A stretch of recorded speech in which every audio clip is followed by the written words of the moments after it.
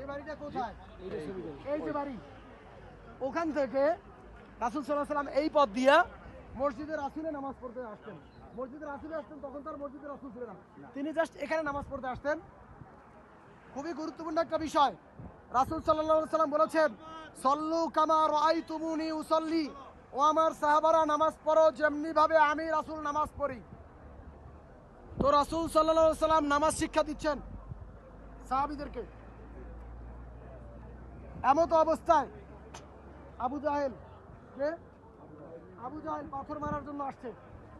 আল্লাহ রাসূল সাল্লাল্লাহু আলাইহি ওয়াসাল্লাম যখন এরকম আল্লাহু আকবার বলে দাঁড়াইছেন কেবলার দিকে, পিছন দিক থেকে পাথর নিয়ে আসছেন। আমরা যখন সামনে তাকাই, আমার পিছনে কে আছে আমি দেখি না। আল্লাহ ফেরেশতা পাঠাই দিলেন। ফেরেশতা একটা বাঘের আকৃতি ধারণ করে বলল, আসো আবু জাহেল, তোমাকে খাবো। বাঘ যদি কাউকে খেতে ডাকে, আসবেন সামনে। আল্লাহ রাসূল সাল্লাল্লাহু আলাইহি ওয়াসাল্লাম যখন রুকুতে গেলেন, তখন আরেকটা সামনের দিক থেকে আসছে, আবার আরেকটা বাঘ বলতেছে, আসো তোমাকে খাবো। ও চলে গেল ডান দিকে, তখন আল্লাহ রাসূল সেজদারত অবস্থায় আরেকটা বাঘ বলল, আসো তোমাকে খাবো।